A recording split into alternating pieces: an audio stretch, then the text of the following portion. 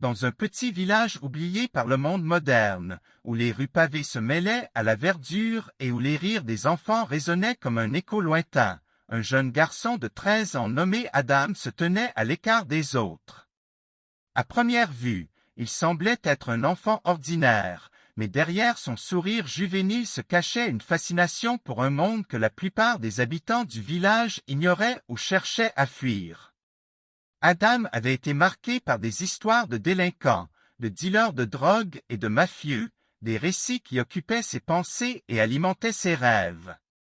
Le personnage principal d'un roman de loup-garou trônait dans sa chambre, mais c'étaient les voleurs de récits urbains qui animaient sa réalité. Dès qu'Adam sortait de chez lui, il scrutait le paysage avec les yeux d'un explorateur en quête de trésors cachés. Ses yeux brillaient d'excitation à l'idée de découvrir des secrets, des passages cachés, des armes abandonnées.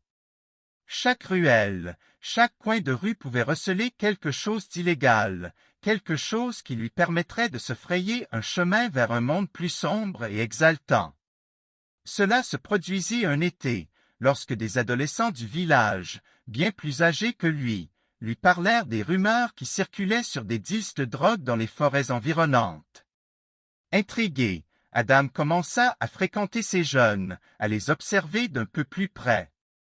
L'un d'eux, un certain Max, âgé de 23 ans, devint son modèle. Max était connu pour sa capacité à naviguer dans l'ombre, à éviter les autorités avec une aisance déconcertante. Il portait des tatouages qui racontaient ses aventures, visibles comme des récits sur son corps. Adam était captivé. Max lui parlait de son quotidien, des gains rapides, de la sensation d'être au sommet, de la puissance et du respect qu'il gagnait dans ses transactions louches. Pour Adam, c'était une vision séduisante d'un monde où il pouvait enfin être quelqu'un. Au fil des semaines, Adam se rapprocha de Max et de sa bande. Il les aidait à transporter des colis dans les bois, cherchant déjà des signes d'acceptation. Chaque coup d'œil échangé, chaque mot de respect prononcé le faisait vibrer d'adrénaline. Les jeunes hommes l'initiaient lentement à leur style de vie, le laissant entrevoir les inconvénients, mais pour Adam, tout cela était une grande aventure. Lorsqu'un week-end, Max lui confia qu'ils allaient effectuer un gros deal, Adam se sentit plus qu'enthousiaste. C'était l'occasion rêvée de prouver sa valeur. Le temps passa, et Adam commença à comprendre que le monde qu'il avait idéalisé était bien plus dangereux qu'il ne l'avait imaginé. Les rivalités entre dealers, la méfiance omniprésente et une certaine violence le rattrapèrent. Mais il avait déjà fait un pas trop loin, il s'était engagé dans cette existence et l'idée de reculer l'effrayait. En même temps, il se rendait compte que la protection était essentielle dans cet univers. Les armes devenaient vite une nécessité. Dans les récits qui l'entouraient, chaque mafieux possédait au moins une arme à feu. La recherche d'une arme devenait alors une obsession pour Adam. Il arpentait les forêts environnantes, explorant chaque recoin, tout en s'infiltrant dans des conversations tout aussi secrètes que celles dans lesquelles il se trouvait. Parfois, il se disait que des engins rouillés ou des objets perdus pourraient lui être utiles, mais il savait au fond de lui que ce n'était pas cela qu'il voulait. La pulsion qui l'animait était celle d'accéder à un autre monde, à un niveau supérieur. Une nuit, par un froid mordant, Adam suivit un groupe de jeunes qui s'étaient réunis près d'un campement en bordure de forêt. Ils parlaient fort, faisant circuler des bouteilles, mais Adam, bien que curieux, restait à l'écart. Finalement, Max l'aperçut et l'invita à se joindre à eux. Au fur et à mesure que la nuit avançait, il se rendit compte que le groupe entretenait de véritables liens d'amitié, mais aussi de sournoiserie. Ils avaient une source d'approvisionnement, un dealer du coin qui leur fournissait les marchandises. Mais, dans l'une des discussions, un détail haussait les sourcils d'Adam. Il parlait d'un conflit avec un autre groupe qui cherchait à envahir leur territoire. C'était alors qu'Adam prit conscience de l'ampleur de son choix.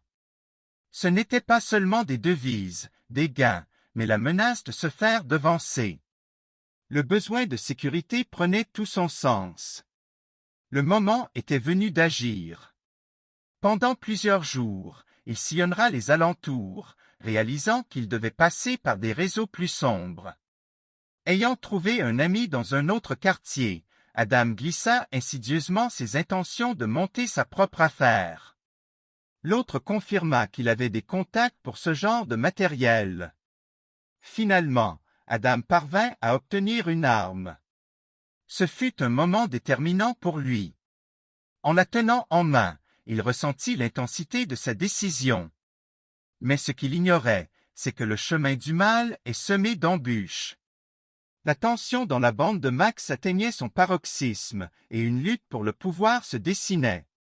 L'atmosphère devint pesante, et Adam trouva bientôt son mentor acculé.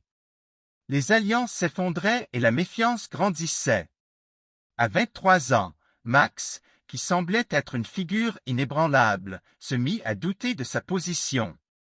Adam, qui espérait prendre un jour sa place, comprit alors qu'il était plus qu'un simple pion sur un échiquier dangereux, mais un acteur désireux d'écrire son propre récit.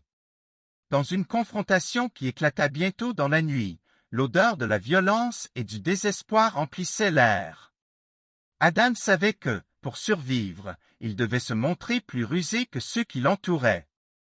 La loyauté fut mise à l'épreuve, les alliances se firent et se défirent à une vitesse fulgurante, mais bientôt, Adam prit des risques de plus en plus importants.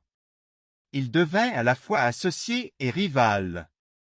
Tout en cultivant des relations avec des dealers de plus en plus influents, il se retrouva englué dans un conflit sans fin. La passion qui l'avait conduit à cet univers mystérieux se mua en désespoir. Ce qu'il avait pris pour de l'adrénaline se transforma en stress, en peur, en solitude. Adam devint un jeune homme, mais il avait échangé son innocence contre des luttes de pouvoir sans fin. À cet instant, il dut se demander qu'est-ce qui restait de l'enfant rêveur qu'il avait été autrefois, debout dans son village, regardant le monde des adultes avec des yeux brillants d'émerveillement. De ce moment sur le fil du rasoir, il pourrait apprendre à prendre une décision essentielle, tenir le cap dans ce monde cruel, ou chercher à mettre un terme à cette folie. Avec le poids des choix sur ses épaules, le récit d'Adam ne faisait que commencer. La question de savoir s'il pourrait vraiment réaliser ses rêves ou s'il se perdrait inexorablement dans la spirale de la délinquance se posait avec une acuité déconcertante.